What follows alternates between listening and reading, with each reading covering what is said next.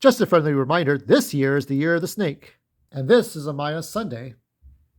And tonight of all nights, this Sunday night, I thought we'd go down a rabbit hole. So uh, this is one of her favorite authors, if not her favorite author. This is Amiah's favorite author, Sylvia Plath. And I'm looking at this. I looked up was there ever a book that she could not finish, she did not finish. And the name of the book is called Double Exposure. And I haven't learned anything about it yet, but it's here. We have Sylvia Plath. This is the Reddit. Sylvia Plath started writing Double Exposure, a fictionalized autobiography about an artist. So let's take a look at this. So the story is that it's an artist who discovers her husband has cheated on her. Then the novel went missing, which Sylvia's husband did cheat on her in real life. I wonder what the comments say. We'll look at the comments. Well, her husband could have got rid of it because felt too close to the truth. He maybe wanted to shield their children from it. Her life is sad. The bell jar was a really rough read for me, and I hope this is the comments section. I had hoped to hear some positive things happen in her life.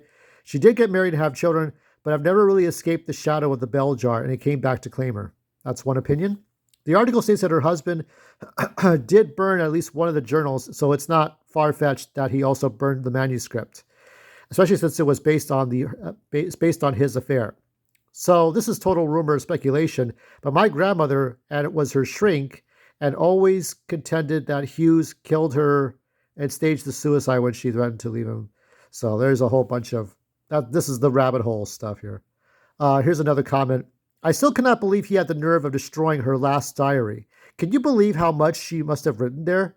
Her thoughts, her angst, what went on inside her mind that led her to do what she ultimately did. And he destroyed it because, in his words, it painted a poor picture of him. A woman takes her own life and he is worried about his image.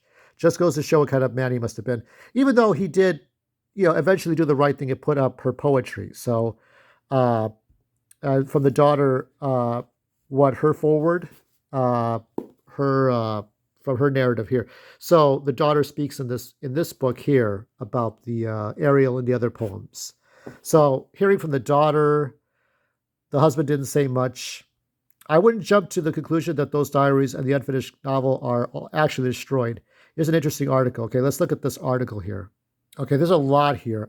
You know what I'm going to do, Amiah? If you still use your X, formerly known as Twitter, I might actually forward this one to you, and you can take a look at it. Hidden in plain sight on Sylvia Plath's missing journals. So Ted Hughes wrote the above forward, right? Ted Hughes, what events would Plath likely have written? So how far does this go? This goes down pretty far.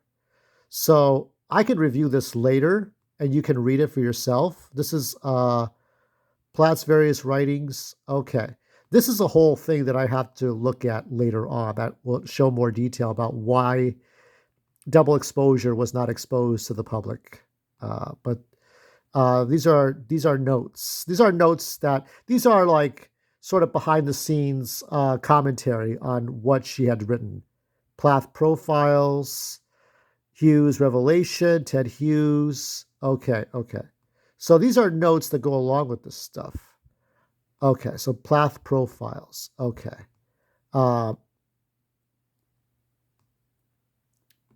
So if this is a book you already have, then but I'm going to send this one to you, and you can take a look at it, and I'll probably review it later on. Okay, so Ted Hughes says that Sylvia types in 130 pages. This is the ghost of Plath's Double Exposure. 130 pages of another novel, provisionally called Double Exposure. That manuscript disappeared somewhere around 1970. We now know the life, if not the novel, ended in December of 1962 after her marriage with Hughes had broken down. So it all depends on what Ted Hughes exactly did. But he must have done something. Or maybe if she had named names, if names were named. Missing Plath novels do turn up occasionally. In 1999, a team working in special collections at Emory University in Georgia, which acquired the library of Ted Hughes, discovered 2 chapters of an early novel called Falcon Yard. In Falcon Yard is the place of Cambridge where in 1956 Plath met and famously bit Hughes. The novel would have fictionalized their life together. It was never completed. The drafted devil exposure may have been destroyed. It may have been stolen. It may have been lost. It may lie unfound in a university archive. Certainly, some of the files at Emory are closed until 2022, but that's probably to protect the privacy of Carol Hughes, probably. See, there's some certain people. It's kind of like we can open up the Martin Luther King Jr. files and JFK and Robert Kennedy files, but this is a little it's a little hard to do. The poet laureate's second wife, researcher Michael, in the comments below gives a link that seems to confirm this. The disappeared typescript was a draft of the novel, not a finished work. Would Sylvia herself want us to read the double exposure in a raw state? Probably not, but when you get sick, you don't have a choice, or when you just fall down. She burned many manuscripts, but not this one or that missing journal. Her blacks crackle and drag. So that's another one. So that's the lost manuscript. So this goes on about what secret copy of the manuscript. So that's a big mystery, like the Bermuda Triangle. So mystery of there's a whole bunch of things, whatever happened to them. So there's a whole bunch of things. So that's all I really wanted to cover today was whatever happened to this thing. Here's the cover. Is that what we would have gotten for a cover? That's Robert Sullivan. Double Exposure by Robert Sullivan. Let me see what that would that have been at the cover? That would have been something. Double Exposure. That would have been interesting. The Fortress Club. Wouldn't that be something to read? But yeah, I don't know. That's gonna be something. I think that based on the poems I read, Sylvia would focus on metaphors, and she would not I don't think she would have gone that far. I don't think so. Or maybe she would have, if she felt that she was gonna go.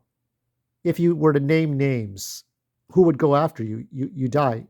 When you die, you die. You don't get any more stuff, and you don't owe anybody nothing. Nobody owes you, and you can't take it with you. So.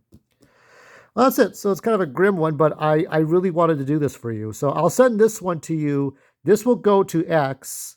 And then if I have time, I'll take a closer look at this. And I'm going to highlight it actually for you so you can take a closer look at it. Should be worth a read.